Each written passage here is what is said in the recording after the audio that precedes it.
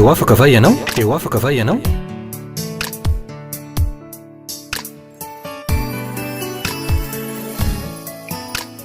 fandarany iarana fiangonana refi androndra kely mbola manolotra ny araba ho anareo rehetra zay fa iopotitry ny fahitalavitra ny tenako am'ty androandroany ity miaraba anareo aho ary manonona sahady ny fahasoavan'Andriamanitra hoe ho aminareo tsiraray avy isam-batan'olona ary ho ao amin'ny tokatrano misy anao ihany ko hitondra ny tenin'Andriamanitra na ny afatra ho anareo ao androany ka ny afatra entiko anareo am'ty androandroany ity de izao afatra mampafantatra anareo mampafantatra antsika fa lay Andriamanitra ivavahantsika lay atsony baiboly hoe rainy Jesosy Kristy sady raintsika dia Andriamanitra mpamonjy ary Andriamanitra mpanafaka ihany koa tsy vitan'izany fa aoriana ny famonjena sy ny fanafana zay ataony dia mitondra ny olona de ny olona zay manompo azy ho amin'ny fandresena sy ho amin'ny fitahina lehibe tokoa izy tena fiainan'Andriamanitra hatramin'ny taloha ary mandrika kehitriny zany ambarako aminareo zany androany zao raha mino azy ianao fa izany tokoa io Andriamanitra io raha mino azy amin'ny fonao manontolo ianao fa zany tokoa izy ary hitany avy any an-danitra ianao fa tena miandrandry zany fahasoavany izany de zao no ambarako aminao tsy salasala Andriamanitra fa ho amarininy eo amin'ny fiainanao lay nambarako teo tia antsika zanak'olombelona matsy io Andriamanitra io tena tiany isika ary anisan'ny olona tena tiany ianao zay mahita sy mandre ahy am'izao ora izao ary eto de milaza amitsika tsiraray avy fa reo olana reo zavatra sarotra atrenao ankitriny de tsindriko etona fa tsy midika akory ny fisin'zany eo amin'ny fiainanao fa tsy tianao ny tompo fa mafisiko fa tena tianao ny tompo tena tianao ny tompo Andriamanitra tsy tompo fa reo zavatra mitrango amin'ny fiainantsika ireo misy antony mahatonga an'ireo mbola horesana rehefa avy eo mikasika any am'izany araky ny nambarako teo zao lay Andriamanitra tompon'izao rehetra zao lay Andriamanitra nahary antsika zanak'olombelona lay Andriamanitra nanome ny zanan'lay tokana atao hoe Jesosy Kristy nomeny atsika maty io zanany io de nataony maty teo ambony hazo fijaliana de nalevona ary natsangana tamin'ny maty tamin'ny andro fahatelo ary mipetraka ao tanakavan'Andriamanitra ambarany baiboly fa io Andriamanitra zay nambarako aminareo io no Andriamanitra mahavoavonjy sy mahafaka ny olony malona ny ady sy ny zavatra sarotra rehetra zay atreany ary eto de milaza fa tsy mba sarotra amin'io Andriamanitra io mihitsy tompoko tsy mba sarotra aminy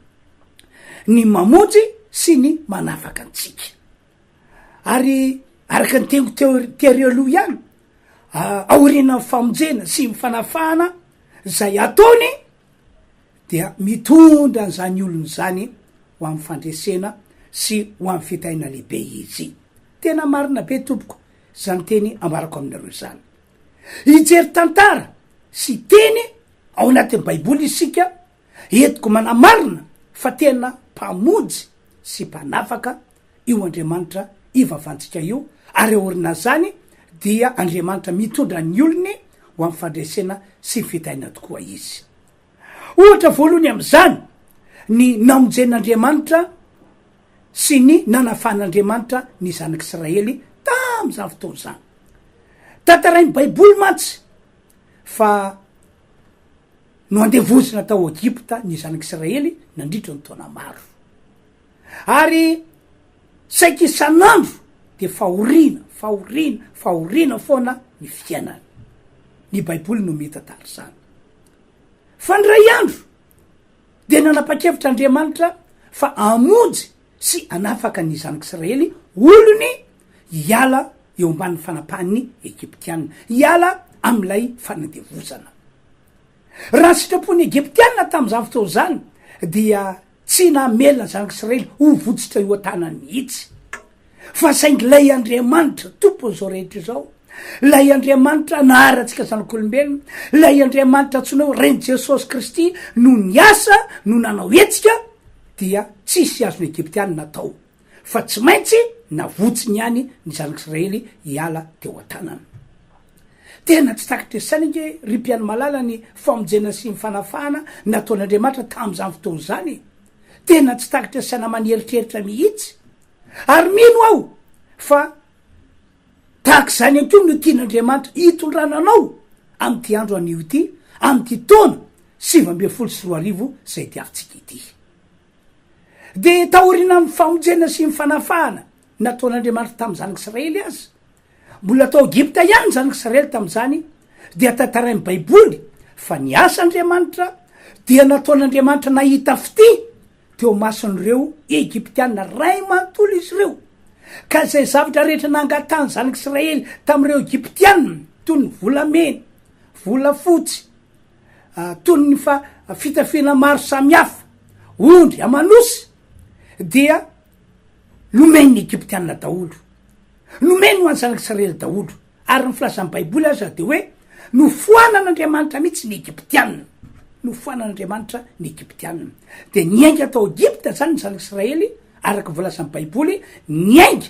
niaraka tamin'ny fandraisana mihezinezina sy ny fitahina lehibe, ary nentin'Andriamanitra hidododo ho any am'ilay tany tena mbola tsara indrindra, satria hoy ny baiboly hoe tany tondra-dronono sy tantely, tany zay nanan'izy ireo anina amin'ny fanarana po.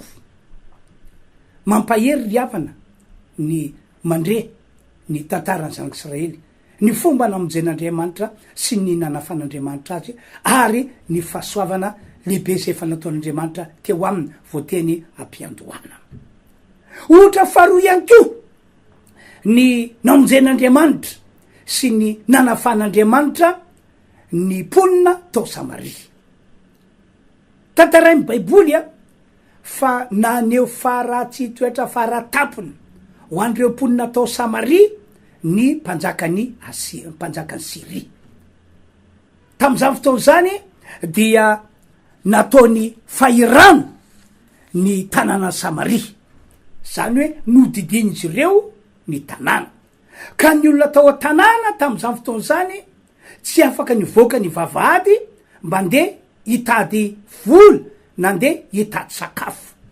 Ary ny olona tety velany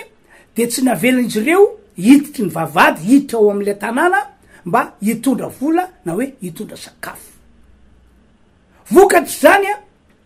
dia tonga tao amin'ny tanàna Samaria ny mosary fara zay tena ejana, fara zay tena mafy indrindra, satria tantarain'ny baiboly fa niakatra be mihitsy vitim-piainana, tena niakatra faratapony. Zany no antony natonga ny vehivavy tao amin'io tanàna Samaria io taty aoriana voatery ny fampianan-janaka, tena hoe voatery ny fampianan-janaka. Ary mafy tam'ilay mpitondra, mafy tam'ilay mpanjaka ny nandresy nahita sy ny nahita an'izany fahoriana nanjony vahoaka an'izany. De rehefa nandeha fotoana de nasehon'Andriamanitra fa mpamonjy sy mpanafaka tokoa izy. Tena nasehon'Andriamanitra. Ahoana ho ianao no nataon'Andriamanitra mpanjaka faharotoko fahenina sy mpanjaka faharotoko fafito? Nataon'Andriamanitra nandresy ny resaka reto no miaramila Siria reto zay nanao fahirano ny tanàna Samaria. Nataon'Andriamanitra nandre feo, karazana feo toy ny feona miaramila be dehibe manao rodorodo, miaramila be dehibe andeha anafika azy ireo. Nataon'Andriamanitra nandre feona soavaly marobe miaraka amin'ny kalesy marobe manao rodorodo andeha anafika azy ireo. ary izy rehetra dia nataon'andriamanitra nandre an'izay feo zay kanefa ke rano marina tsy nisy miaramila be debe akory teo na nisy soavaly sy kalisy be debe akory teo hoe fa zay fotsiny no nataon'andriamanitra mba atogan'andriamanitra ampandositra andreto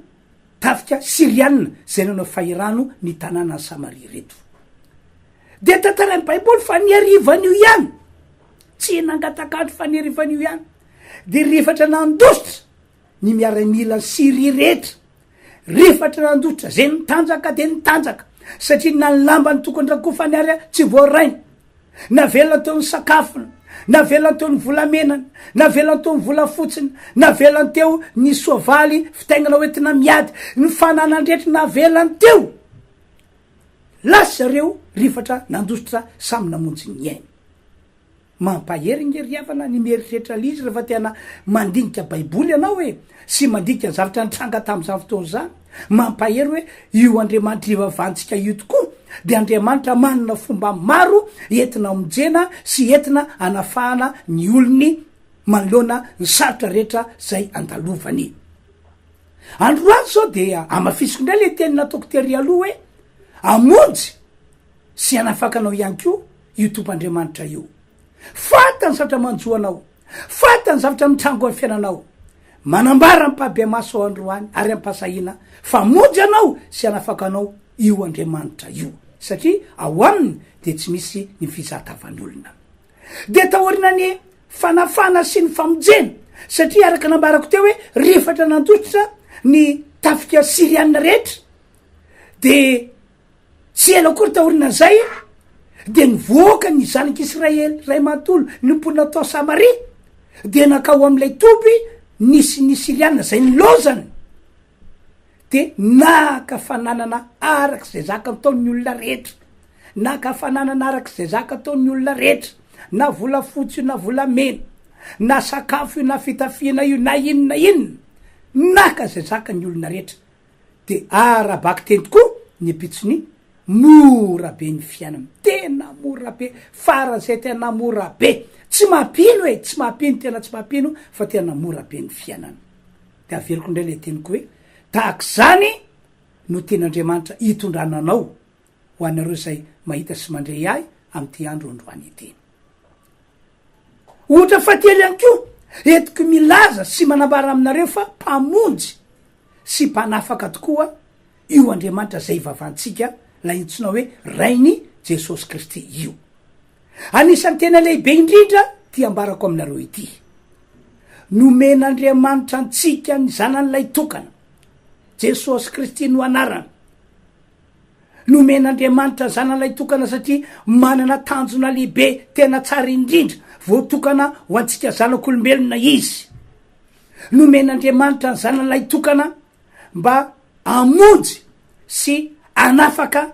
antsika zanak'olombelona ka ny voalohany am'izany de ny famonjena sy ny fanafana ny fanaintsika ho afaka amin'ny fahotana ny famonjena sy ny fanafana ny fanantsika mba tongatsika tsy ho tafasaraka amin'andriamanitra fa dia ifamatotra amin'andriamanitra mandrakizay deny aty ambony tany ary ho mandrakizay jona toko fatelo andy fainy ambe folo no manambary izany efa ntsika rehetra zay teny zay hoe fa toy zao no nitiavan'andriamanitra zao tontolo zao nomeniny zanan'ilay tokana mba tsy very zay rehetra mieno azy fanana fiainana mandrakizay ary no faharoa zay tsy latsaky zany any ko de ny mba ananatsika zanak'olombelona zay efa an'andriamanitra noho ny am' Jesosy mba ananatsika fiadanana fiainana be debe ary fijaharana mandritra ny fahavelomantsika eto ambony ty tany ity ahoana ho Paoly apôstôly ao amy Romanina toko 9 ao andiny faraky amy 30 sy ny 9 de zao ny teniny inona ary no lazaintsika ny am'izany zavatra zany raha Andriamanitra no momba antsika raha Andriamanitra no miaraka amitsika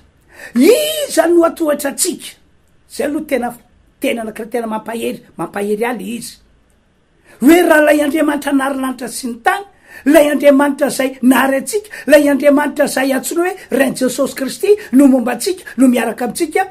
iza no atohatra atsika. Afaka hitsimbadika ny tantara rehetra, ny tantara ratsy ho lasa tantara tsara. De zao nytohany am'le andiny faharoa amby telopolo, zay tsy niaro ny zanan'ilay tokana fa nomena atsika mamaim-pona, tsy omena atsika miaraka am'izay koa fa ny zavatra rehetra. Raisaretsana io tompoko hoe zanan'ilay tokana azy fony mba handaony lanitra, fony mba ho tonga ty ambony tany, ary fony natao sorona teo ambony azy fijaliana, fony ho antsika zanak'olombelona. Tsy mainka ave tompoko fa ny zavatra rehetra ny tsara rehetra zay nga marimarina kokoa azo antoka fa omen'Andriamanitra antsika zanak'olombelona. Ahoana ihany koa Paoly apôstôly amin'ny Korintiana voalohany ao 2:17 isaorana ny Andriamanitra, lay Andriamanitra tompony zao rehetra zao, lay Andriamanitra nary atsika, lay Andriamanitra Rain Jesosy Kristy, isaorana ny izy zay manome fandresena atsika. Izy mihitsy no manome fandresena atsika amin'ny alalan'i Jesosy Kristy tompontsika. Zany hoe no Jesosy zay efa ninotsika, zay efa noraisitsika ary nazo toerana ao anatsika dia mendrika omen'Andriamanitra fandresena isika. De mazava ho azy fa mendrika omena fitahina lehibe ihany koa. Dia mafiziko zany fa tahaka zay efa nataon'Andriamanitra tamin'ireo zanak'Israely, tahaka zay efa nataon'Andriamanitra tamin'ireo mponina atao Samaria, dia tahaka zany ihany koa no ataon'Andriamanitra ho atsika kristianina, tsika zay efa manana an Jesosy am'izao vaninandro misy antsika izao. Tononoko ampasaina amin'ny anaran'i Jesosy ho ataon'Andriamanitra amitsika tokoa ny izany rehetra izany am'izao taona diavintsika izao. De akoatran'izay teny nataon'i Paoly izay, Jesosy mihitsy no efa nilobava. Ahoana hoy izy ao amin'ny Jaona 4:17 zao avy, zao tonga ty aminareo mba hanome anareo fiadanana, sady tsy tahaka ny fanomezany ty zao tontolo zao teny fiadanana no anomezako anareo ny fiadanana, fa tena fiadanana hafa kely no ataoko mitoetra ao anatinareo o Jesosy. Ahoana ihany koa hoy izy o Jesosy ao amin'ny Jaona 4:17 zao avy andininy Jaona 4:17 safady, zao avy mba nana fiainana sady ananany be dehibe. Raha tonga amitsika zany Jesosy dia anome fiainana tena hoe mafinaritra, mahasambatsambatra. Ary ahoana hoy izy ao amin'ny Jaona ao amin'ny Matthieu 20:20 mazava ny teny, mazava ny fanentanana. Hoy izy mankanesa ty amiko ianareo rehetra zay miasa fatratra, mavesatretana, ianareo rehetra zay matsapa fa ao anatin'ny ady, ao anatin'ny olana, ao anatin'ny zavatra sarotra, fa rehefa tonga io amiko anareo dia omeko fitsaharana. Ry havanao, tsy mampaheranao ve, tsy mampientaentananao ve ry havana zany tenin'ny Jesosy zany? Tsy resaka zany, tsy teny ambara fotsiny zany, tsy teny fampaheresana fotsiny zany, fa teny tena ho ataon'i Jesosy, ho ataon'Andriamanitra eo amin'ny fiainatsika. Ry havana malala, tena arak'ireo tantara no tantaraiko reo tokoa, tena arak'ireo teny zay efa nambarako taminareo reo tokoa no tian'Andriamanitra ho atao amitsika zay efa tonga amin'i Jesosy am'izao vaninandro misy antsika izao. Fa matoa tsy tsapanao reo zavatra no tantaraiko reo, na reo teny voalaza amin'ny Baiboly reo de ao raha. Zay lay nolazaiko tery aloha hoe misy antony ao. Ny antony voalohany, manana ny fotoanany ny tompo Andriamanitra. Manana ny fotoanany ny tompo Andriamanitra. Fomba fiteny Jesosy moa tamin'izy nandalo tety ambony tany de hoe tsy mbola tonga ny fotoako, satria manana fotoanany ny tompo Andriamanitra. Fantan'izay tokony ho atao ho antsika zanak'olombelona zay fa tena azy fantany zay tokony hitondrana sy hitantanana ny fiainantsika zanak'olombelona zay efa azy fa ny anentanako anao fotsiny de hoe manana faharetana ianao manana faharetana ianao matetika matsy a matetika io faharetana io no tsy ananany olona maro anika reha vo misy zavatra fahafa mitrango fiainana lasa ny andro lasa ny vola lasa ny taona ohatrany hoe tsy misy fivana ihany izy fa ohatra miaratsy ary ny zavatra miseho amin'ny fiainana de kivy izy mitanondroka izy ary misy aza mamoy fotanteraka tsy mety zany ry havana raha vo kivy anao raha vo mitanondroka anao na mamoy fo de ohatrany hoe mametsinan'Andriamanitra ianao ohatrany hoe manakina ny fitondran'Andriamanitra ianao fa izy de mahafantatra ny tokony ataony eo amitsika zanak'olombelona ao anao baiboly Hebreo toko fafolo ande faina amby telopolo zao ny voalaza Hebreo toko fafolo andoka vakitsika ny andiny fa ena amby telopolo fa tokony anana faharetana ianareo mba azahoanareo zay lazainy teny fikasana rehefa vitanareo sitrapon'Andriamanitra tsika zany rehefa tonga am'ilay tian'Andriamanitra tongavana ohatra hoe nandray an Jesosy manana an Jesosy niala tamin'ny fahotana niala tamin'ny fahazaran-dratsy tsy nandeha intsony taka fomba fanao ty zao tontolo zao ty na taka amin'ny fomba fanao jentilisa zay niainantsika fahiny fa tena hoe mitoetra tsara an'Andriamanitra araka an'Andriamanitra araka ten'Andriamanitra sitrapon'Andriamanitra natao iainantsika daholo zany rehetrarehetra zany ka rehefa tonga tam'izay toeran'izay ianao dia manana faharetana hoy ny voalazany Hebreo toko fafolo andiny faina amby telopolo manana faharetana miandry zay lazay ny teny fikasan'Andriamanitra ino le teny fikasan'Andriamanitra le nambarako tery aloha hoe izy amonjy anao izy anafaka anao izy hitondranao ho amin'ny fandresena izy hitondrany fiainanao ho amin'ny fitahina lehibe manana faharetana fa zay matetika ho iaho no tsananany olona de raiso ty teny ity Jeremia toko fa 7 de vakitsika manomboka amin'ny 10 amin'ny anaran'i Jesosy fa izao mahalala ny hevitra heverako anareo ho Jehova de hevitra ahatonga fiadanana fa tsy loza mba hanome anareo fanantenana ny amin'ny farana ary antsoa ianareo ka andeha sy vavaka amiko de hiaino anareo aho anitady ahy ianareo de ho hitanareo aho rakatsanareo amin'ny fonareo rehetra raiso eten'izay de raiso ary manana faharetana ny antony faharoa ihany ko de ity efa nambarako matetika izy ity raha ny voalaza amin'ny baiboly no jerena de nataon'Andriamanitra hiavaka ny olon'Andriamanitra rehetra nataon'Andriamanitra hiavaka ny olon'Andriamanitra rehetra anisan'izany ianao zay mahita sy mandray ahy am'ty androandroany ity arabaky teny tsy ataon'Andriamanitra mitovy mihitsy ny olona rehetra eto ambony ty tany ity hafa ny olona bola jentilisa sy olona zao tontolo zao ary hafa kosa ny olona efa tonga ao am Jesosy de ny olona zay efa an'Andriamanitra raha tojo olana ohatra ny olon'Andriamanitra na ny olona efa tonga am Jesosy de tsy maintsy vonjen'Andriamanitra izy tsy maintsy ho afan'Andriamanitra am'izany ny olana mahazo azy zany izy tsy maintsy tena hoe tsy maintsy ary ambony zany tsy maintsy entin'Andriamanitra ho amin'ny fandresena sy ny fitahina lehibe izy ohatra la efa notantaraiko taminareo teo hoe mikasika any amy zanak'Israely mba mafy sy mba tena enjana nge ny nanjo azy ireo tam'izany fotoana zany fa rehefa toka ny fotoana dia novonjen'Andriamanitra ry zareo no afan'Andriamanitra ry zareo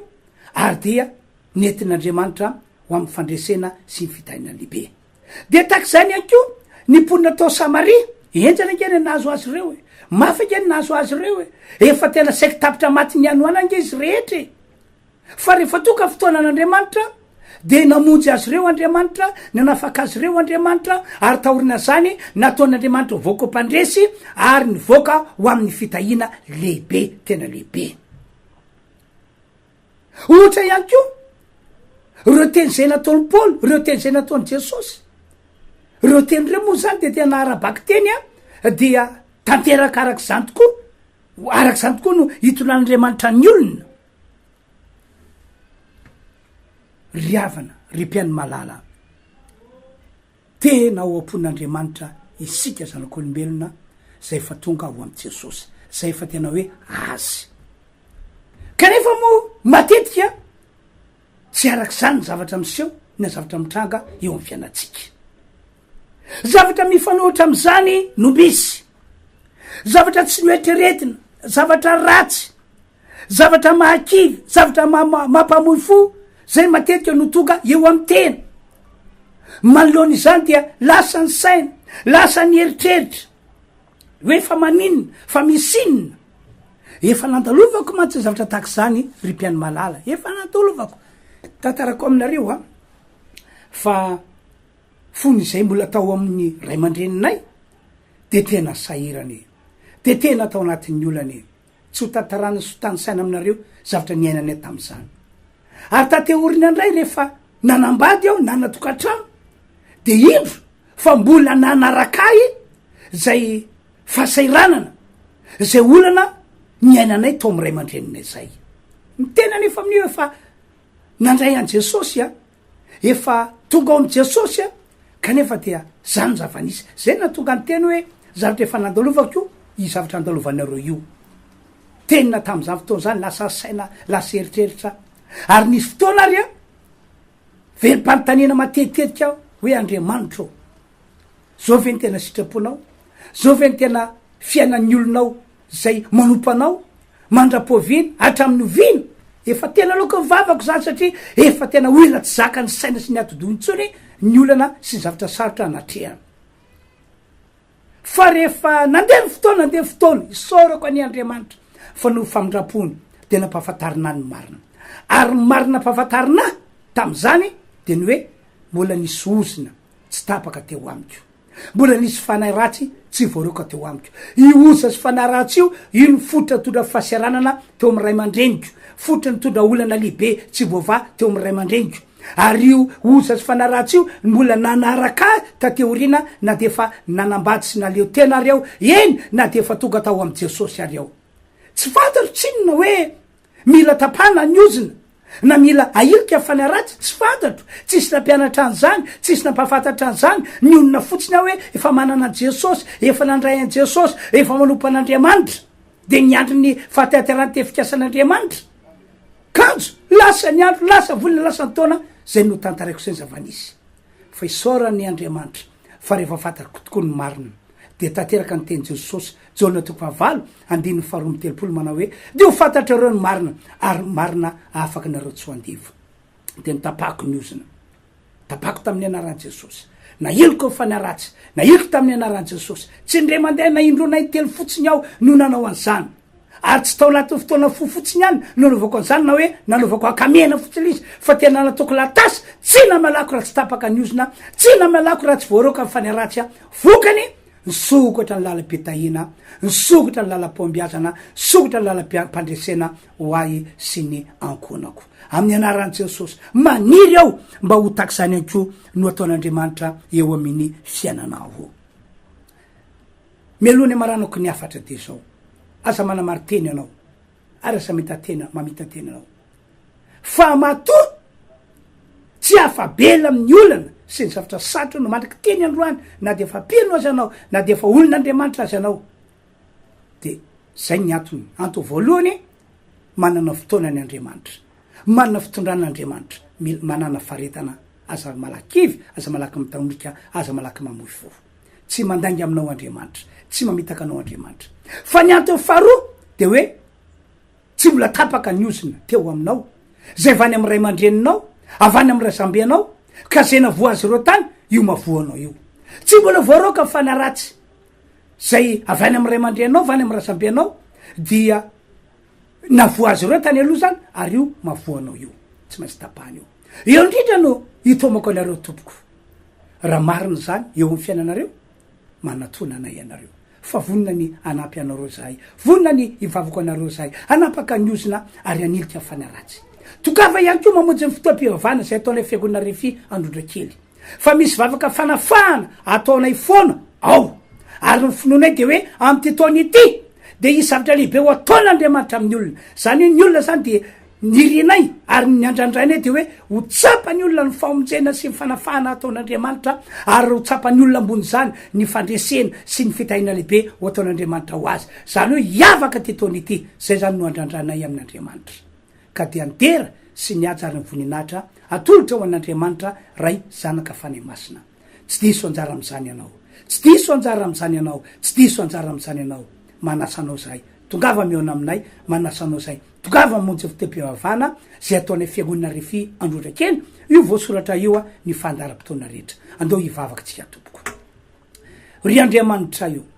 misaotra anao zahay fa tena ty anay ianao makasitraka ary mame vonahitra anao satria tsy sary ianao misaotra noho ny ty androandroany ity zay nomenao anay ho androm-pahasoavana ho androm-pitahina ka androany arak'izay teny nampitorianao mpanomponao zay no tanteraka eo am'le olona zay nandre ny afatra nentina androany ny tera sy ny ajary ny voninahitra de ho anao iriry any raha misy marary kosa am'izao fotoana zao amin'ny anaran'i jesosy sitranina ny marary didina amin'ny anaran'i jesosy ny herinaretina esoriko ialo amy tenany olona ny herin'ny fanantanana mitsangana amin'ny anaran'i jesosy miala eo mpandrina ny maleny amin'ny anaran'i jesosy mitsangana miala mpandrina ny maleny misaotra amin'ny anaran'i jesosy misaotra amin'ny anaran'i jesosy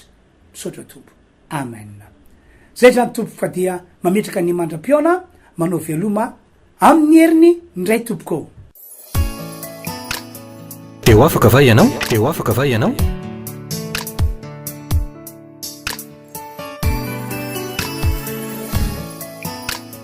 fandaharany iarana fiangonana refi androdra kely